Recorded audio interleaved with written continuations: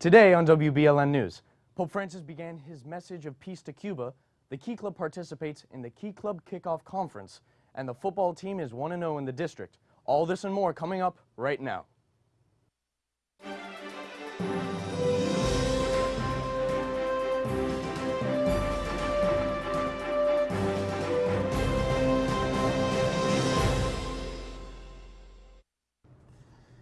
Good morning, Belen. I'm Alejandro Guerrero. And I'm Stephen Calles, and welcome to this edition of WBLN. Here are your news for today, September 21st, 2015.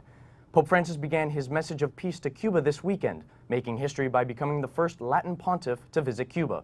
It's the pontiff's first visit to the island nation. The Pope landed in Havana Saturday afternoon and was greeted by Cuban President Raúl Castro. He quickly called for political leaders in Cuba and the U.S. to continue to communicate with each other and told the communist nation to, quote, open itself to the world. The world needs reconciliation in this atmosphere, this environment of third world war by stages that we are experiencing.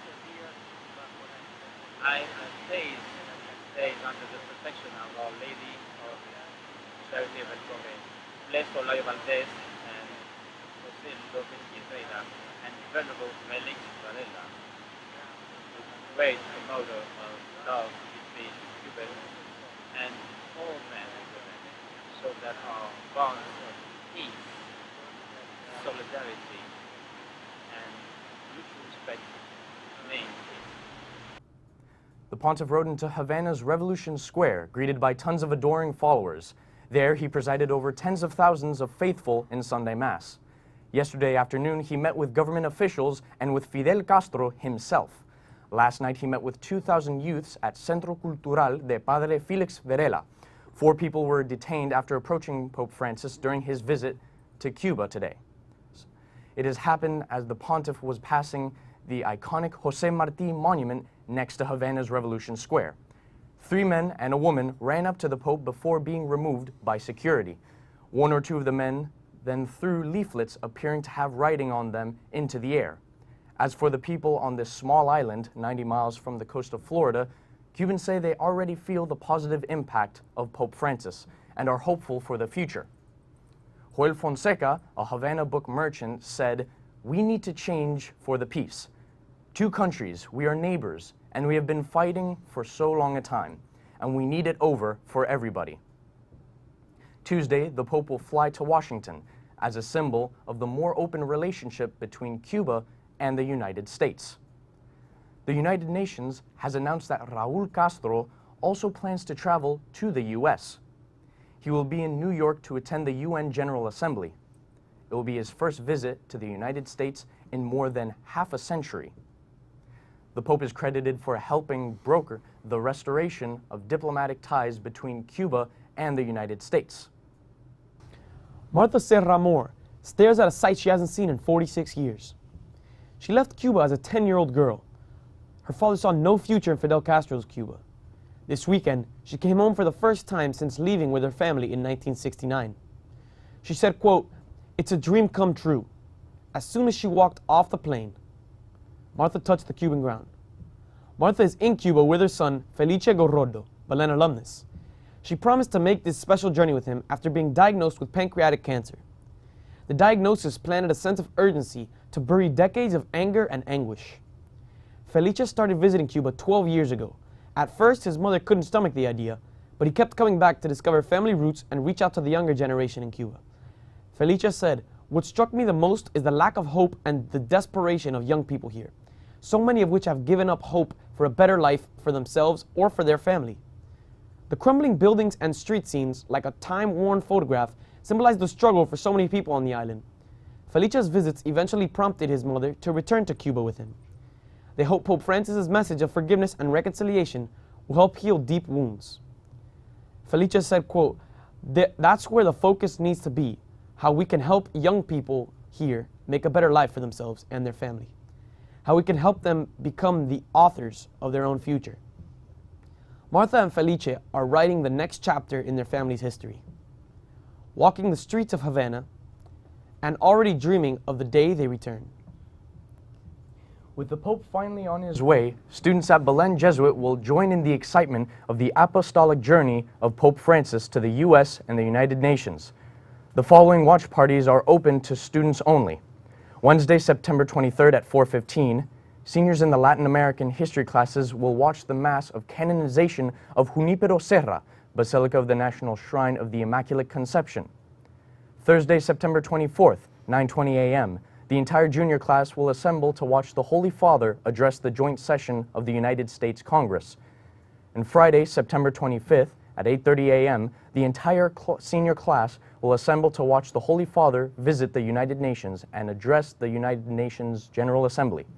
We will continue to follow the Pope's visit throughout the week. Stay tuned this afternoon with a midday report. Now on to some school news. Saturday morning, the Key Club attended the Key Club Kickoff Conference. This is the first conference that Zone K will hold. The conference included training, announcement of the district convention, and division meetings. People like our district governor to speak about their projects. We had workshops for officer positions and members, and different workshops for different parts of Key Club. And yeah.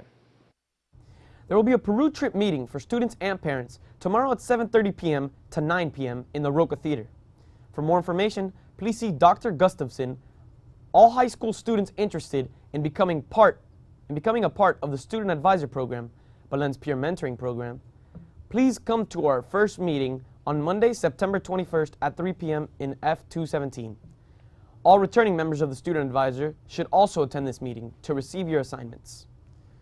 For more information, please see Ms. Gutierrez. Our regular service trips to Blue Lakes Autism Academy will begin Tuesday of next week, September 22nd, after school. This is open to the high school only. You need to sign in the day before the campus ministry office and bring your signed parental permission to the bus the day of your service. We offer this opportunity every Tuesday. Now let's see what's going on around our hallways. Thanks, Alejandro. It's another busy week around here. Here we go for the stories for this week. The chess team will meet today at 3 p.m. in room F208. The Belen Jesuit Photo Club will meet today in I-123. All students interested in photography are welcome to attend. Fencing Club will meet today at 3 p.m. in the cafeteria. The Music Appreciation Society will meet Tuesday at 3 p.m. in room G201. All new members are welcome. Robotics Club will be meeting Tuesday and Thursday in room I-121 at 3 p.m. The Coffee House Creative Writing Club will meet Tuesday at 3 p.m. in room G202. The History Club will meet Tuesday at 3:05 in room H221. Speech and Debate will meet Tuesday and Thursday in room F210. The Astronomy Club for the Junior Division will meet Tuesday night at 7:30 p.m. in the Observatory. The National Honor Society will meet Thursday at 3 p.m. in the Cosquihuela. The Respect Life Club will be meeting Thursday at 3 p.m. in room H204. Operation Smile will meet Thursday at 3:15 p.m. in room H221. Rho Kappa will be meeting at 3 p.m. in room H211. The Model UN will be meeting in room H213. The National Beta Club will be spearheading an initiative to help the homeless in our community by taking travel-sized toiletries that you've accumulated over your travels. Throughout the entire month of September, you can help by donating travel-sized toiletries that you've taken from various hotels. The donations may be dropped off in the main office or with Ms. Sosa in room G202. Now stay tuned as we bring you weather and sports right after these messages.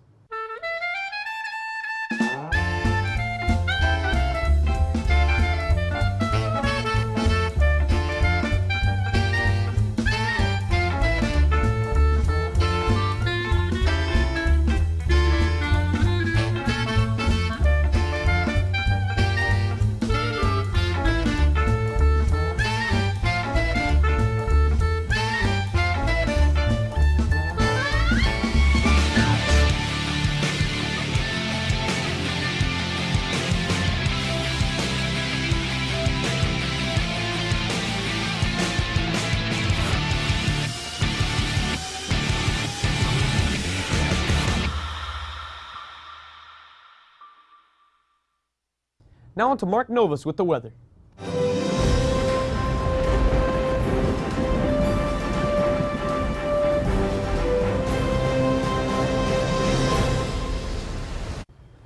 morning, Belen. Here's what's going on in your weather for today, September 21st, 2015. Today we should be expecting a high of 88 and a low of 75 with a relative humidity around 70%. Winds coming in from north-northeast at 10 miles per hour and mostly cloudy with a 30% chance of rain. Here's what's going on for the next 3 days. On Tuesday, we should be expecting a high of 88 and a low of 76 with a 20% chance of rain. On Wednesday, a high of 87 and a low of 75 with a 50% chance of rain. And Thursday, a high of 86 and a low of 75 with an 80% chance of rain. That's all for weather. Now back to you. Thank you, Mark. Now here's Francisco Blanco with sports.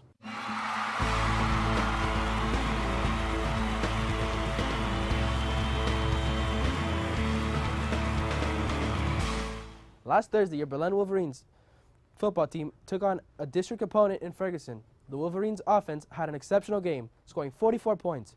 Running back Javier Hernandez had 4 carries, which included 2 touchdowns, a total of 85 yards. Quarterback Lucas Pola had a touchdown pass to Marco Rabina to close out the half. The Wolverines defense suffocated the Ferguson offense, holding them to a shutout.